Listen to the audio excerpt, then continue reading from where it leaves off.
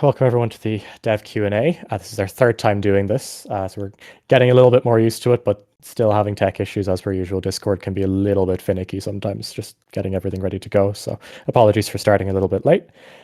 We have one person rejoining us this week, which is Tomas, the game director, and one person joining us for the first time, which is Steacy, the Woohoo! product owner for Ravenbound. So Tomas, we already know, who you are, but would you mind giving everyone just a quick recap of who you are and what you do on Ravenbound, just for anyone that may not have met you before? Absolutely.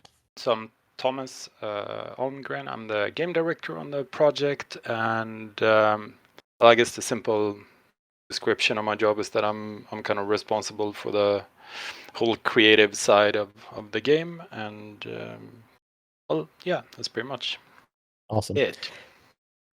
And Steacy, can you give us maybe a little bit of an introduction? And since it's your first time, would you mind telling us a little bit about, what you did before you joined the systemic reaction team as well?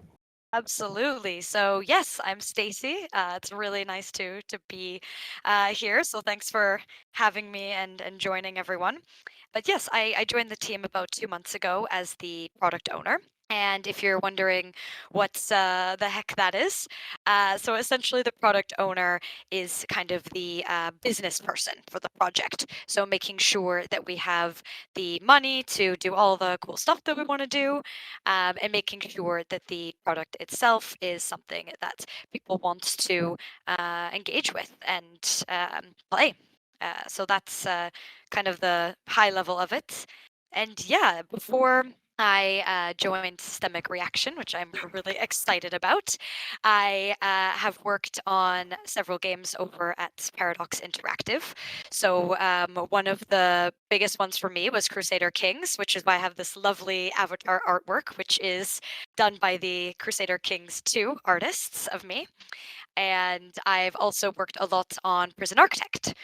So those are some of the projects I've worked on in the past. And I'm, super excited to be here talking about Ravenbound. Yeah, awesome. Great to have you. Thank you so much for coming on, both of you. I know it's a little bit hard to find, time on a Thursday afternoon to carve out, but we really do appreciate it. So we're going to dive in straight away with some of the questions that we haven't been able to answer on the last couple of Q&As. Glad you're feeling better this week, Stacey. I know we'd initially planned to have you Thank on you. last week, but great to have you on this week, and great to be able to kind of dive into some of these questions that are maybe some of the more pressing ones from the community that we just haven't been able to touch on yet. So the first one came in from Gov McFly, and this one is a bit of a doozy. So from a publishing standpoint, was there a reason the game was released as a full release instead of as early access? Yeah, I actually really like this question because I think it's a really good one. I think it's one that we are, discussing ourselves a lot. And I think it's one that's really relevant to the industry, especially the PC gaming industry right now. As I mentioned, I've only been here for a little while, but of course, we have discussed this a lot. And I have worked on other projects as well. Um, so I first and foremost just say that I think the early access format is great. It has its time and place. There's a lot of good reasons to do it. But with Ravenbound, we wanted to release a complete experience for players that had the total feature set, basically from day one. That was always our goal. That is what we wanted to provide to players. And we wanted to use the betas and demos beforehand to try to deliver that. And then we wanted to work really closely with the community from the 1.0 onwards. And I think, the reason this question comes up for us on this project is that we really believed that the game was more ready. We really thought it was 1.0 ready, and we wanted to share it with the community and the players as soon as we could. Because, our idea has always been to develop this new genre with the community by our side, but we did want to offer kind of the complete feature set from day one and work from there. So we did use the beta and demo to try to test as extensively as possible. PC testing can be really complex because of the many permutations of setups. So we wanted to have people try it, as many people as possible, to try to solve for that, as long as our kind of in-house QA. And the beta and demo did show really promising results that made us feel more confident in the 1.0 experience. I think there's also an aspect to this of, we really love the game. We think it's hella fun. And that can create some rose-colored glasses that ultimately, I think, made us feel that the game was more ready to be a 1.0 than it was.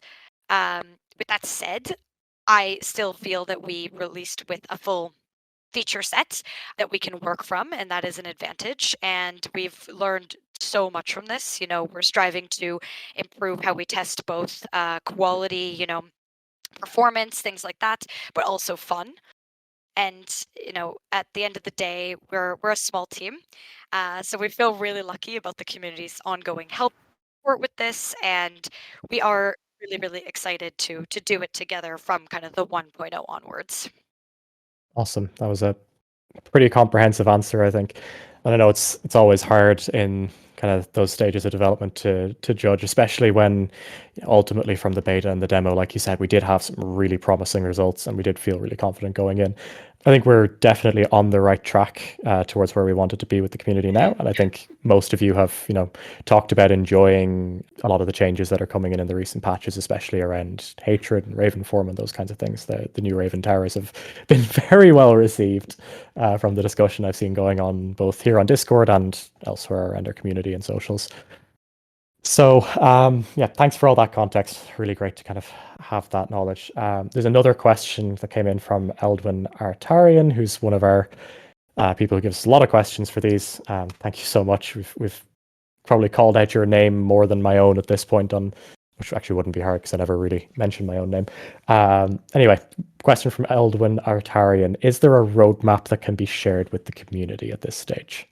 Yes, and yes, shout out to Eldwin. I love someone who asks a lot of questions.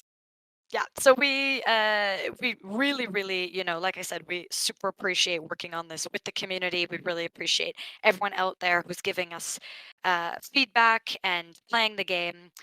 So we really want to be very transparent and open with the community, and we are excited to talk about all the plans that we have. When the game was released and we, started to get a lot of the feedback, we had to rethink some things and we had to plan a bit differently to make sure that we could actually address many of the wishes and desires that are coming from our players. So we've been working really hard on this, and we do hope to be able to share more soon. But I don't want to make any promises yet, but this is for sure a goal for us. Yes. Awesome. Thank you. I know, obviously we on the community team are huge on being able to talk with anyone. So that kind of transparency is something that we're also really keen on. I know it's something that's a big priority for the team, and it's just not something we're quite ready to talk about yet, but I'm looking forward to when we can. Me too. Absolutely. One more question that we have had from about 50 different people, I would say at this point, whether it's specifically in relation to these dev Q&As or just in general across community and socials. Are there any plans for co-op or multiplayer in future? Yes, always a good question when you want to share a fun game with your friends.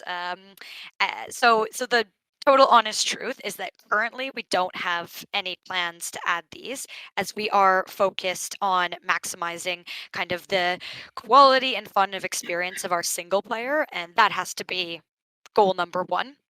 And so right now we're really, really focused on getting that feedback from you guys, working with it, updating the game on the single player side. But yeah, I think that this would, of course, be very fun. So. Yeah, awesome. Yeah, I know the team is kind of laser focused on that single player mode and really maximizing the fun of that game loop at the moment. And it's been major focus since long before I was, talking with the team even in the first place. So it's great to see that focus staying. And, I understand that a lot of people really want that multiplayer co-op, but I hope you understand that it's just not something we're looking at yet. Now, Thomas, we've kind of left you alone so far in this chat. No worries. So Thomas, get in here. Let's talk. Yeah, I'm ready. I'm oiled up and ready to be tagged in. Yeah. As no one says. Here we go. Yeah, let's give up, or let's give you something to talk about. So some of the players have mentioned that they're having difficulty, or struggling with the difficulty of the game. I was nearly tripping myself up with wording there. Hatred and roguelites in general, they can be quite punishing, although I know the hatred changes from the last patch have pushed us a little bit more in the right direction there. There's some players who are struggling with the difficulty but still really enjoy the world and the combat, and are asking about if there's any chance to add a sandbox mode or something like that to let players spend a little bit more time grinding before facing bosses, basically being able to adjust difficulty, anything like that. I mean, yes, in the sense that let me choose my words here. Well, I don't know if I would call it a sandbox mode, the thing that we're looking at currently, but let's start from, we did the sort of simplified or the updated hatred cards, which is a step in the direction, listening to that feedback. We're incredibly aware of it. We're looking at it and thinking and talking about it quite a bit.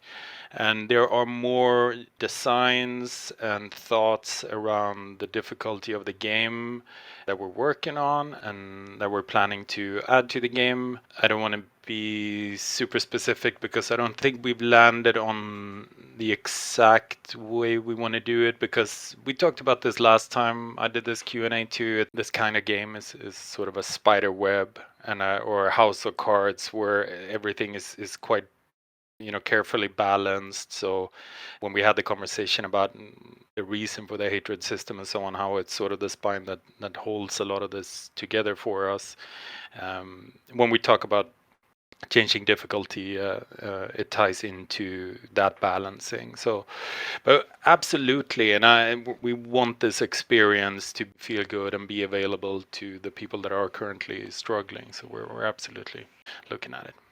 Yeah, that's the answer, I think. And if I can just add on, Thomas, I think for us, it's really, really important kind of to touch on what you said, that when we do things, that we're doing them in the best possible way. Like, there's a lot of stuff we want to do, but we want to make sure that the house of cards stays, that the whole house of cards comes with us on the improvements. Exactly. Yeah, absolutely. Thanks for that. Yeah, I mean, we've talked a bit before on the the Q&As about how it can be quite complex to implement these kinds of changes, because they can have kind of knock-on effects that you're not expecting, or any of these kinds of things. Like the great example was that adjusting or letting people fly all the time or change back to Raven form all the time sounds like a great idea, but it's not until you actually experiment with it a bit that you understand the the impact it can have on, in this case, it was the the feeling of scale in the world. I think taking our time to really think about how we approach this is good. I think, like a few people have already mentioned in the chat, the hatred changes have made a big difference for the difficulty. Some of the players who were already quite good are clearing faster now, and I think some of the other players who were struggling a bit are having a better time with it. So I think we're moving in the right direction there, but it's always something that is worth considering. Yeah, and I think the way those new cards work is a great example of where we didn't maybe just rush into the problem and switch something off kind of wholesale. And I think, because what I like about the new cards too is that they can be less punishing, or they can be not punishing at all. If a card removes your mana and you didn't have any mana, it doesn't even feel like it did anything, which is kind of a nice feeling. But there's also new strategy that we've seen crop up, and I mean, and intentionally from our side as well. But it's really fun to see people talking about, well, I'm holding on to maybe some lower tier cards in case I get this hatred card that steals a card from me, and so on. You start working with them a little bit as part of your strategy. I think that's more fun too for this sort of game. For sure. Definitely think that those changes are going down quite well, and we won't talk too much more about them because I know we basically did nearly an entire session on them last week. But perfect. It's kind of a good example of the mindset that we're approaching, the game as a whole with. There was another question here. Actually, just one other thing on hatred. There was a question that came in. Hatred is obviously a key part of the concept of Ravenbound. Was it always called hatred? And were there any other kind of names or ideas for the evil power taking over a vault? All right, this is going to become a 2-hour Q&A now. It wasn't always called hatred, and it wasn't always the hatred system, and it's come from two different directions. It was way back it was called corruption, and it worked in a very different way.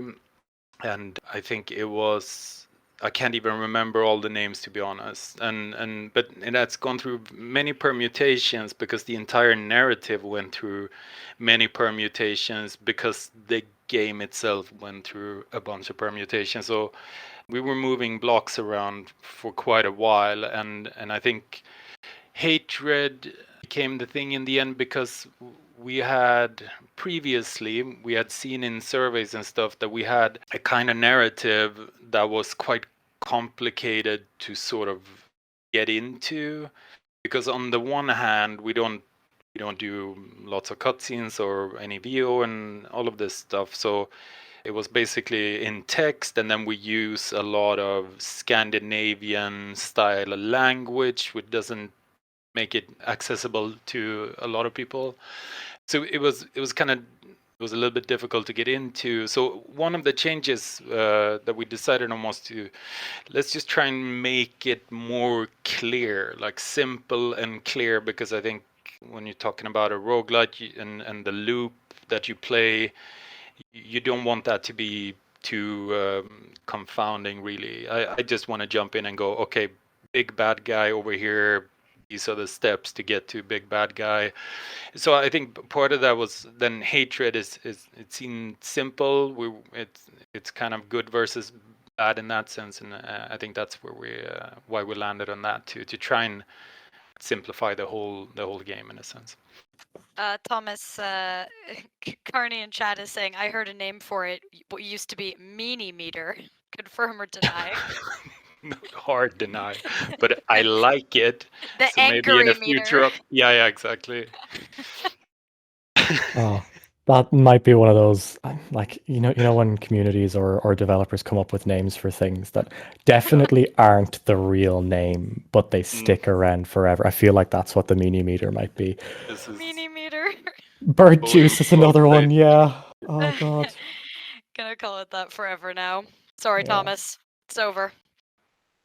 I'm fine with it. I like it. I'm on board. I think bird juice is my least favorite. Yeah, I don't like From that last at week. all. I feel very uncomfortable with that kind Yeah. of juice. Oh, Bird juice okay. had many problems. Moving quickly onwards.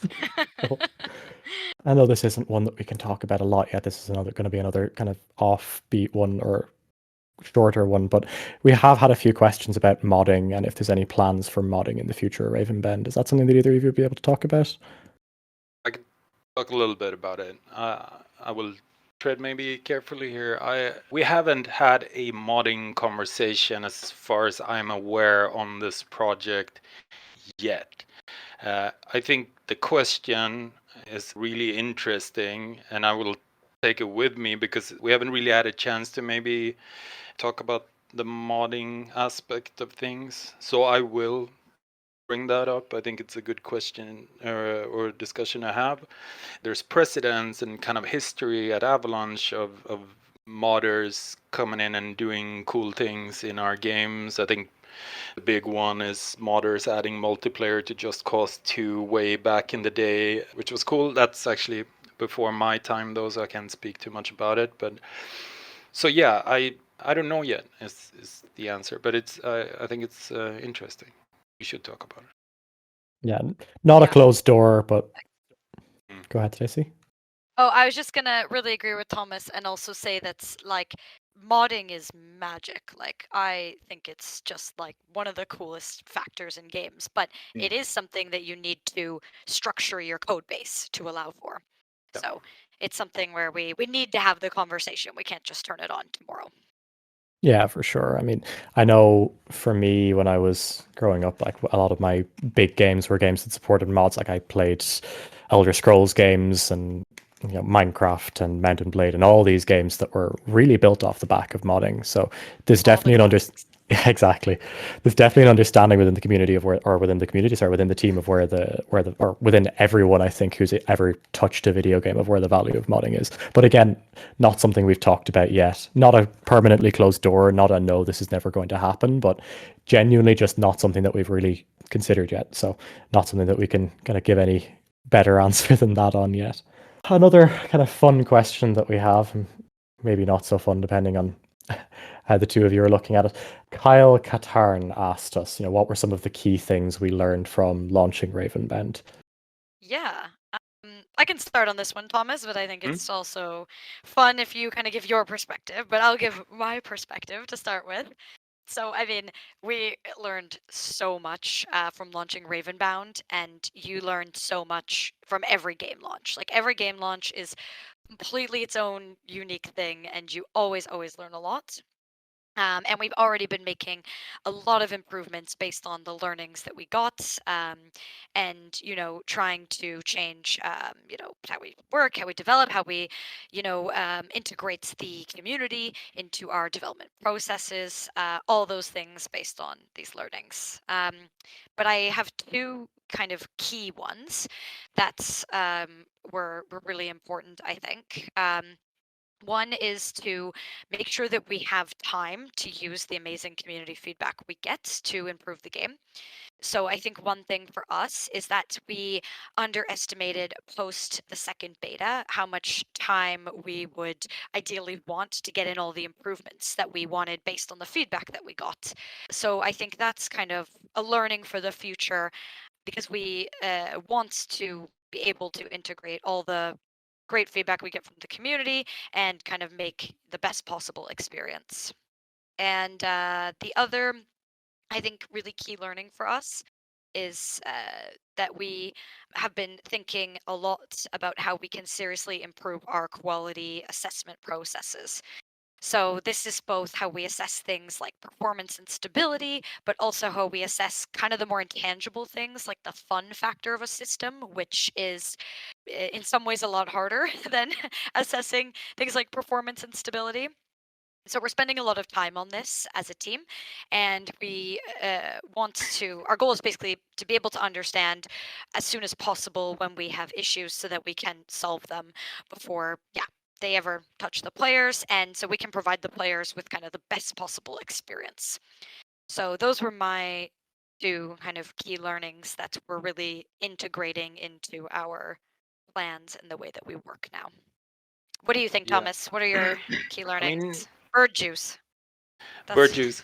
Mine are, they're very similar to yours. I think especially around launch, it becomes quickly about sort of, it's very a stark reality suddenly, like what's not working, and there's a focus around those kind of things. That's type of data, but you covered a lot of that, and I think creatively, I think there were some surprises maybe in things that, in the way the community reacts to certain designs and certain decisions that were made where maybe we weren't expecting it, both negative and positive. And I think, for instance, there's been a lot of feedback on say the combat, and I mean personally I enjoyed the combat we had at launch, and it is, I think it's the blindness of having played it so much that you get used to it to a degree that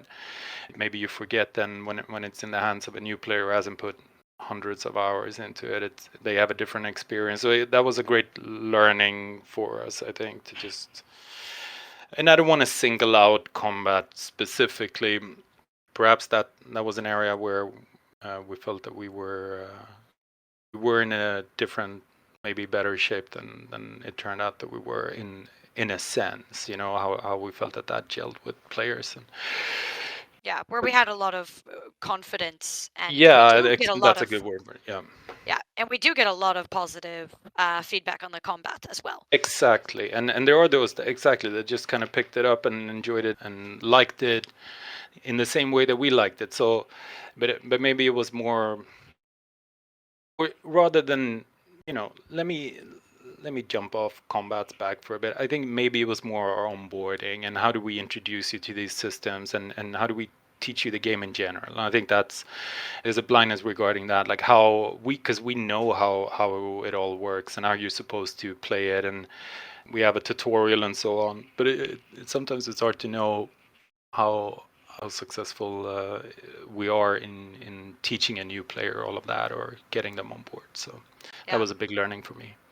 That's a Yeah. really good one, and it's such a challenge. I mean, they've done studies, and like humans, when they've learned something, they like immediately forget what it's like to not know that thing. Right. So you always need kind of new players to really know how you're evolving your new player experience. Yeah. And I Yeah. mean, there are lots of cases where, this thing is in the tutorial. We force you to push that button and do the thing, and then you watch this multitudes of streams, and you see them not using that feature or that button, and frustration quickly turns to, what are we doing wrong on our end? Like, do you know what I mean? Like, why haven't we taught this correctly? Like, what's the learning here? Do we need to remind people, or what is it? Clearly it hasn't we haven't done our job in that sense of like bringing you into the game with all of this sort of ready in your mind, like, or Yeah, so yeah. but it's the only entertainment product where you have to teach someone a whole new set of skills every time, which I think is a fun challenge, but it is a challenge. That's an interesting point. There's no tutorial for movies. Is that what you're saying? Yeah, exactly. I mean, you log into Netflix, it's the same thing no matter what you want to watch. But if you want to play a new game, you also, as a player, have to learn a new set of skills every time. So it is Although special in that way. sometimes I do feel like there should be a tutorial for watching movies when I see some of the reviews people post online. Yeah, but like that aside, I think, those are some great learnings. I think one of the things that we've talked about a lot internally is, what all these learnings are. And I think all of us here have been on multiple launches, and even, smaller than launches, every patch is a learning experience, right? But for a project like Ravenbound that was kind of in the oven for so long with the team and then kind of released out into the world, it's that the thing that keeps sticking in my head is it's the rubber hits the road moment of, okay, all of our assumptions are now going to be instantly tested all at once, in the most extreme way they will ever be. So there's always going to be a lot that's available to learn from that. Yeah. And I mean, not to go back to the last QA too much again, but this is also, I mean, there are plenty of references to roguelites, and there are plenty of references to open world games, but there aren't that many for a roguelite in an open world. So I think teaching that is an increased difficulty curve in how do you tutorialize this stuff, how do you work it out, and so on. So that is part of the challenge, which is again also what's fun and cool about it for us, I think. But yeah, it makes it more interesting. For sure. Like, yeah, that's always a fun challenge, just to add on to all of the others. But yeah, it's super cool to be able to see the team responding to everything we've learned and kind of really putting it into practice. And I think we've already seen that in the last patch we had put out, and I think we're going to see it more and more as we kind of progress into the future of Ravenbound as a whole. And kind of on that, actually, there was another question that came in. The changes to Hatred and the Raven Towers in patch 1.0.3 feel great, and it looks like we're headed in the right direction. Can we share any other community feedback that's being prioritized? Any big features or pain points we want to address in the near future that we're kind of ready to talk about? Yes. I mean, of course we can. I'm just trying to think of feedback comes from a lot of places. So it's not, we're on Discord now, and we're absolutely looking a lot at Discord, of course, and reading all the comments and picking up on things that are that come back a lot, or lots of people mention it, but there are other areas too where we get feedback. There's Steam reviews, and so it all gets collected, and then obviously we look at the things that reoccur the most, and then there are lots of suggestions, especially from Discord people, and we take those two into account, and then it goes through kind of our filter of, since we know how it's all connected under the hood and how it works, and we also have ideas about what the future looks like and what's supposed to click in where, potential changes we want to do. So you sort of sift all the feedback and all the suggestions through that kind of labyrinth of, okay, they would like us to maybe go in this direction. We know we're going in this slightly other direction. Can we connect them? Can we have both? Is there a way? So without being obviously then specific, that's kind of the flow of it. it's super important to us. Well, I know we keep saying it, but it really is, and because it helps, it makes the game better. And yeah, and we talk about it every day. Like I think we can really that's a good stress point. Yeah, that. Like we every single day talk about the feedback that we're getting, and it is so helpful for us and so integral to what we're doing. I get spammed with so many screenshots from comments and things like that, and it's awesome. And I think I'm not the only one in that sense. Like I think we all sort of go, "Hey, have you seen this?" And and it extends out to, "Have you seen what this person is doing on a stream over here?" And so we're all looking and talking, like Steacy said. Yeah. I think, yeah, we're a little bit out still from the next patch, but I think there's a lot in there that people are going to really enjoy. And yeah, continuing on, like I know we mentioned earlier that we're not ready to show off a roadmap yet. I think if we had like a solid roadmap, like image from before launch, and compared it to the what it looks like now, as the current plans are, even though we don't have those, just to be clear, before anyone asks me for them, but if we did and we compared them, I think those would be two very, very different things. I'm also still going to answer the second part of this question. I haven't forgotten, but the next big feature, pain point thing, and one of the things that we're looking at now is permanent progression. For instance, and I think permanent progression is something that was identified by the community and by us too, but I think it's actually started with the community, where the argument is really at its base is roguelites have permanent progression, and I think we've all felt like that's actually absolutely true, and we felt we had a take on permanent progression, but we also agree that it's not really there, and it's not the same experience-wise what you want out of that. And I think our permanent progression was a little bit, academic, and I think here we're currently looking at making moves in a sort of a stronger direction for permanent progression. Having said that, these are design meetings that are currently happening. I imagine they're happening as we speak, to be honest. And so the exact details of it is not really ready.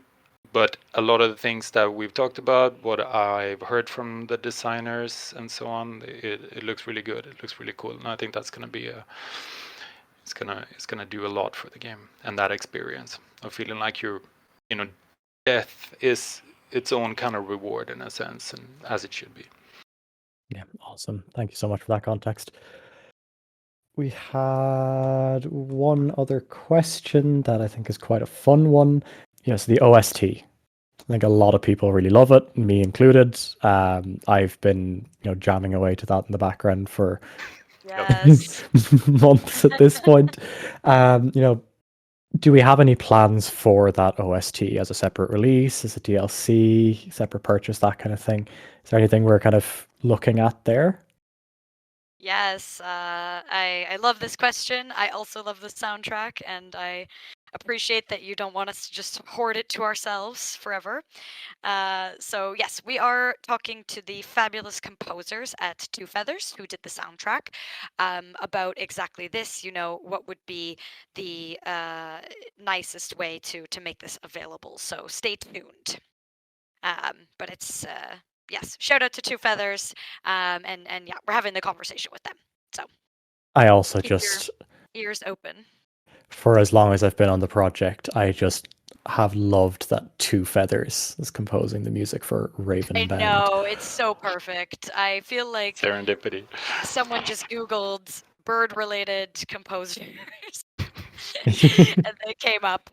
No, that is not how we find our musical composers, just to be clear. McDara, sorry, I'm a loose cannon, but someone asked earlier in the chat, I think it was Pixel Rick, which dev is the best at completing a run fastest? And I think we should investigate that. Because unless you know, Thomas, it's not me. Yep, of course I know. It's absolutely not me, but Okay, or maybe he's getting competition, but we have Jonas. He's played a couple of streams. He's the True. He's animator good. for. I mean, he's our animator, but his I guess main focus has really been combat. He knows every animation, every frame, every move, every combo thing, and he's been the best for a really really long time. But we have a Who's new the guy competitor? joining the sort of combat crew, and he's called Mons, who's I imagine if he's Yeah. not at Jonas level, he's getting there. But it's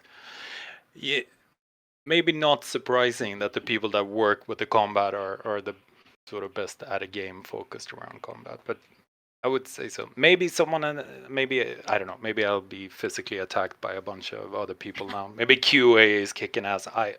But Jonas is People our are saying go-to Jonas guy, I would say. in the comments. Yeah. Yeah. No, I can see that. We should get his best time so that players can know who to beat, what to Oh, beat. absolutely. Yes, I think That so. would be great. I can promise as well that it's not me. As anyone who's seen the couple of live streams we did around the closed beta and the launch or whatever can attest to, definitely not the most skilled Ravenbound player. Yeah, I'm such a slow clicker. Like I'm a big strategy gamer, and you don't have to click so fast. It's a problem. Yeah, I've spent most of the last 5 years playing MOBAs and MMOs. Sorry, not MMOs, MOBAs and first-person shooters. So suddenly switching back to controller-based roguelite was a hell of a paradigm shift for me. And I've been really enjoying it, and I'm definitely better than I was. But I think it's been, it's a challenging enough game, and some of us are definitely, have definitely struggled with it a bit more. And by some of us, I mean me. I was, to be honest, very happy in the first stream we did that we got to, or that I got past the first warden, because I had been struggling with that build up to that point. Anyway, yeah, I would love to be able to share with the community some of the quickest times that our team has. It would be really, really cool to be able to, let people really go up against what we assume anyway are the best the game has to offer. But in my experience in the past, you think that you're the best at your game until your players come along and find brand new ways to play it that you've never even thought of. Oh, for sure. Honestly, I think we've started to see that too. I mean, I've seen some people toy with the betrayer in this game, and I don't know. Yeah, for sure there are people out there that are really really killing it.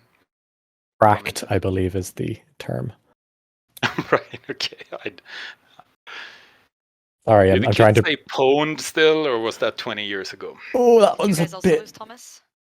No, still got him. I think we might be hitting some Discord issues. We've had a couple of little breakups throughout the call as well. So just across all of us, I think. So I think that's all of our questions gone through. I think for the day. So I think that's a good enough opportunity to maybe leave it off, given that we're starting to have some little connectivity issues. Do either of you have anything else that you want to talk about, shout out before we finish up for today? You want to take us home, Steacy? If Steacy can hear us. Yeah, she's Okay, I think it was Steacy's end that we had that connectivity issue, yeah. Oh, sorry about All good. little technical issue. All good. So we were just saying, yeah, we're probably going to look to wrap it up here. Just, do you have anything else that you want to shout out for the community or talk about before we close off? Do you have anything, Thomas? I was just trying to roll that hand grenade over to you. I can absolutely do it, but it's I mean, it's the same. Please keep suggesting stuff, playing the game, letting us know what you like, what you don't like, all of these changes. It is we're reading it, we're listening to it, we're watching it, and we're seriously taking it into consideration. So it's super good for us. And there's more stuff coming, so do stay tuned. And we love to have these conversations with you guys. So please keep posting questions as well. I think this is really fun. And yeah, hopefully you'll get to meet some new members of our motley crew next week. Awesome. Thanks so much, everyone, for coming. And thank you, Steacy and Thomas, for joining us today. I think we got through a lot of the questions that the community really had for quite a while there today. So it was great to be able to have you both on. Looking forward to next week's Q&A, where we can get into some questions. We don't have our guests solidified yet, but I'm excited about some of the potential ones who might be able to talk about some different aspects that we haven't spoken about yet. Yeah, keep an eye out, everyone who's been here. If you missed any part of this Q&A, we will have the recording up along with the text transcript next week, more than likely. And then we will be getting into next week's Q&A. So if there's any questions that popped up into your minds while you were listening today, please do feel free to throw them into the questions channel here in Discord, and we will try to get to them next week. Thank you, everyone, for joining us, and we will see you all later. Great, thank you. Bye, everyone. Bye, Peace, folks. everyone.